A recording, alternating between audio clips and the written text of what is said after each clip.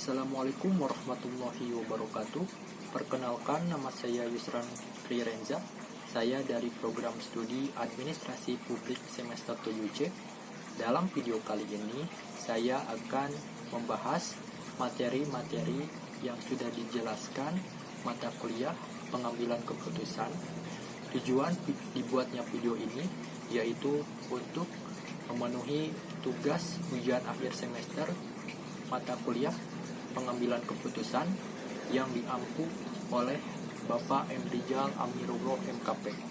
Baik, langsung saja kita ke inti videonya. Pembahasan yang pertama yaitu apa sih yang dimaksud dengan pengambilan keputusan. Nah, definisi keputusan itu mengandung 3 arti. Yang pertama yaitu pilihan atas dasar logika atau pertimbangan. Yang kedua yaitu beberapa alternatif yang harus dipilih untuk menghasilkan satu pilihan terbaik. Sementara arti yang ketiga yaitu tujuan yang ingin dicapai dari keputusan tersebut. Nah, maka pengertian teori pengambilan keputusan itu adalah suatu pemecahan masalah untuk memilih satu alternatif dari beberapa pilihan alternatif yang tersedia. Pengambilan keputusan itu menjadi salah satu proses dan cara cepat untuk mengatasi masalah yang bisa dikatakan sebagai tahap milestone atau titik krusial saat menghadapi tantangan dan rintangan yang menghadap. Berikutnya yaitu dasar-dasar pengambilan keputusan. Menurut George Terry yang menjelaskan dasar-dasar dari pengambilan keputusan yang berlaku. Nah, antara lain yaitu adalah intuisi. Nah, intuisi ini adalah suatu keputusan yang diambil berdasarkan perasaan lebih yang bersifat subjektif, yaitu mudah terkena sugesti, pengaruh luar, dan faktor kejiwaan lainnya. Sifat subjektif dari keputusan intuitif ini terdapat beberapa keuntungan. Nah, yang pertama yaitu pengambilan keputusan oleh satu pihak sehingga mudah untuk memutuskan. Kedua, yaitu keputusan intuitif ini lebih tepat untuk masalah-masalah yang bersifat kemanusiaan. Nah, yang kedua yaitu ada pengalaman. Nah, pengalaman karena dalam hal tersebut, pengalaman memang dapat dijadikan sebuah pedoman dalam menyelesaikan masalah. Nah, keputusan yang berdasarkan pengalaman ini sangat bermanfaat bagi pengetahuan praktis. Nah, yang ketiga yaitu ada fakta. Nah, fakta karena keputusan yang berdasarkan sejumlah fakta, data, atau informasi yang cukup itu memang merupakan keputusan yang baik dan solid. Namun, untuk mendapatkan informasi yang cukup itu sangat sulit. Nah, yang keempat yaitu ada wewenang. Nah, untuk wewenang karena keputusan yang berdasarkan pada wewenang semata, maka akan menimbulkan sifat rutin dan mengasosialisasikan kepada praktik diktatorial. Nah, yang kelima yaitu ada rasional. Nah, keputusan yang bersifat rasional atau berkaitan dengan daya guna masalah-masalah yang dihadapi ini merupakan masalah yang memerlukan pemecahan rasional. Baik, berikutnya yaitu adalah proses pengambilan keputusan. Nah, proses pengambilan keputusan itulah hanyalah merupakan sebuah prosedur yang logis untuk mengidentifikasikan, menganalisis dan menghasilkan pemecahan masalah. Dalam keadaan apapun, pengambilan keputusan itu yang profesional merupakan sebuah proses sistematis yang melibatkan beberapa langkah yang khusus. Nah, proses pengambilan keputusan yang melibatkan 3 unsur penting, yaitu yang pertama adalah pengambilan keputusan haruslah didasarkan pada fakta yang ada. Kedua, yaitu pengambilan keputusan melibatkan analisa informasi faktual. Nah, yang ketiga, proses pengambilan keputusan itu membutuhkan unsur pertimbangan dan penilaian yang subjektif dari manajemen terhadap situasi berdasarkan pengalaman dan pandangan umum. Berikutnya, faktor-faktor yang mempengaruhi pengambilan keputusan. Menurut Terry, ada faktor-faktor yang mempengaruhi dalam pengambilan keputusan, yaitu yang pertama adalah hal-hal yang berwujud maupun yang tidak berwujud, yang emosional maupun yang rasional, perlu diperhitungkan dalam pengambilan keputusan. Kedua, dari setiap keputusan itu harus dapat dijadikan bahan untuk mencapai tujuan. Setiap keputusan itu jangan berorientasi pada kepentingan pribadi, tetapi harus lebih mementingkan kepentingan. Nah, ketiga, jarang sekali pilihan yang memuaskan. Oleh karena itu, buatlah alternatif tandingan. Keempat, pengambilan keputusan itu merupakan tindakan mental.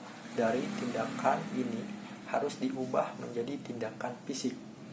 Nah, keenam, pengambilan keputusan yang efektif itu membutuhkan waktu yang cukup lama. Nah, mungkin itu adalah suatu faktor-faktor yang mempengaruhi pengambilan keputusan.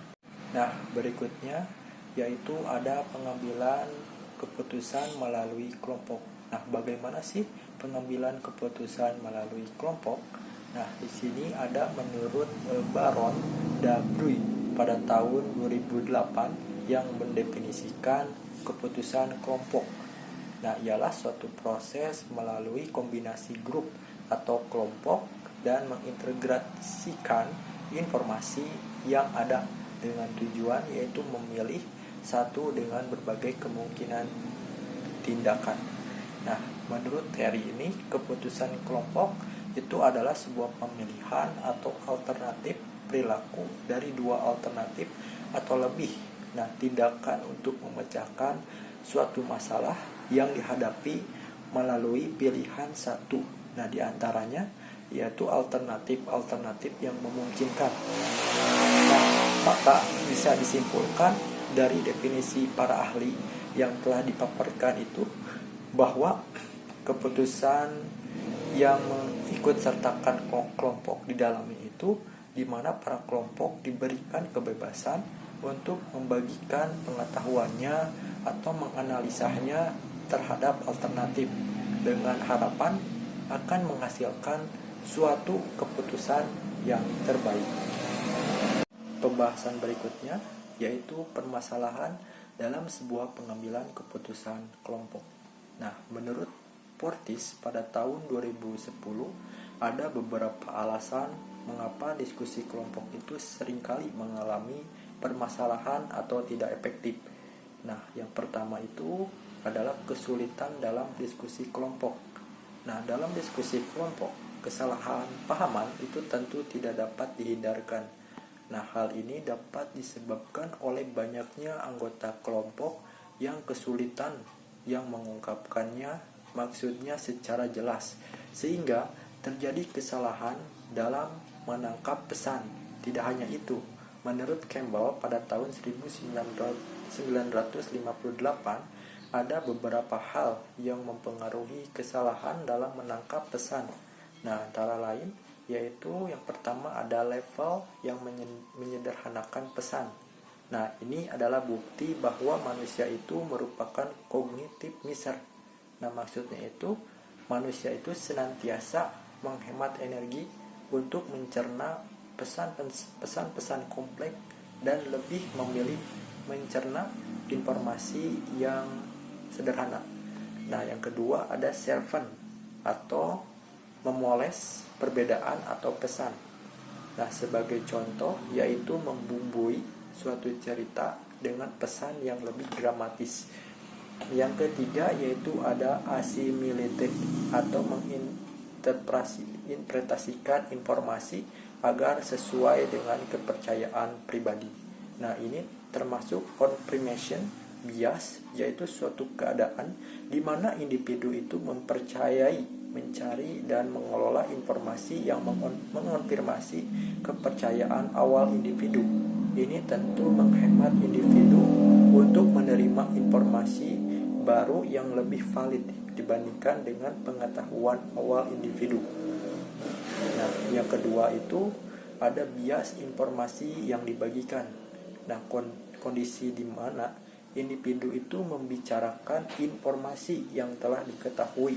Banyak anggota share information dan menyimpan sendiri atau sedikit membicarakan informasi yang tidak diketahui umumnya. Nah, ini dapat menjadikan berbahaya apabila informasi yang tidak dibagikan tersebut mengandung informasi yang sangat dibutuhkan dan berpengaruh pada keputusan terbaik. Nah, tetapi tidak ada yang mendapatkan informasi tersebut. Nah, untuk itu kelompok akan mengambil keputusan dengan informasi yang sudah diketahui seluruh anggota saja. Dan yang ketiga ada kesalahan pengambilan keputusan. Nah, menurut Carl McCune dan Kramer pada tahun 1996 ada 3 tipe-tipe kesalahan dalam sebuah pengambilan keputusan kelompok. Di antaranya yaitu yang pertama ada tipe kesalahan penyalahgunaan informasi. Nah, contohnya itu seperti keengganan untuk meninggalkan suatu kepercayaan dengan mempertimbangkan investasi yang sudah dikeluarkan, yaitu menggunakan informasi yang sudah dikatakan secara eksplisit untuk diabaikan. Yang kedua yaitu ada tipe kesalahan mengabaikan informasi penting. Contohnya yaitu mengabaikan suatu informasi dasar dan berfokus pada data spesifik. Kecenderungan ini memperhatikan faktor disposisi pada perilaku seseorang. Ketiga yaitu mengandalkan aturan mental atau heuristik yang menyederhanakan keputusan yang tidak tepat. Contohnya yaitu mengambil keputusan hanya dengan informasi yang tersedia. Mengambil keputusan itu berdasarkan kemiripan sesuatu dengan kelompoknya. Berikutnya yaitu apa saja keuntungan dan kekurangan pengambilan keputusan kelompok. Nah, untuk keuntungan dalam pengambilan keputusan kelompok, yang pertama yaitu informasi dan pengalaman yang lebih baik. Informasi yang lengkap itu lebih mungkin diadakan. Dalam kelompok terimbun banyak pengalaman dan pandangan dari setiap orang. Kedua yaitu banyaknya alternatif yang muncul. Nah, karena kelompok itu kan mempunyai informasi banyak dalam jumlah dan ragamnya dan dapat mengidentifikasi lebih banyak kemungkinan. Nah, lebih-lebih lagi, kelompok itu terdiri atas berbagai keahlian dan latar belakang pengalaman. Ketiga, yaitu keputusan kelompok itu lebih berterima. Hal ini disebabkan karena keputusan kelompok itu lebih menelaah banyaknya pandangan dan pendapat, sehingga keputusannya itu lebih besar kemungkinan mendapat persetujuan lebih dari banyak orang. Nah, untuk yang keempat yaitu meningkatkan kesempatan terlaksananya hak orang banyak. Nah, keputusan itu kelompok lebih sesuai hak demokrasi mengingat banyaknya kesempatan oleh manajer untuk mengambil keputusan sendiri, maka pengambilan kebijakan itu untuk memberi kesempatan kepada orang lain yang ahli untuk turut mengambil kebagian dalam mengambil keputusan. Nah, adalah untuk merupakan upaya untuk meningkatkan legitimasi orang lain. Nah, untuk kekurangan dalam pengambilan keputusan kelompok, yang pertama yaitu dapat terjadi adanya tekanan sosial dan melumpuhkan anggota kelompok yang kreatif. Nah, dalam memberikan sumbangan pikiran. Yang kedua yaitu hendaknya akan permainan politik dari sebagian anggota kelompok yang mempunyai kepentingan pribadi dapat mengubah pikiran sehat. Nah, yang ketiga yaitu kadang-kadang kegiatan kelompok itu berkurang karena dominan oleh sekelompok kecilnya anggota yang berbicara keras dan banyak. Nah, yang keempat yaitu tekanan untuk menyesuaikan dalam kelompok. Ada saja golongan yang mempunyai pengaruh dan menekankan kelompok untuk menyesuaikan diri dengan kehendaknya. Mungkin itu saja yang bisa saya sampaikan dalam video ini, dalam pembahasan pengambilan keputusan kelompok. Mohon maaf bila ada kesalahan atau kekurangan. Terima kasih. Assalamualaikum warahmatullahi wabarakatuh.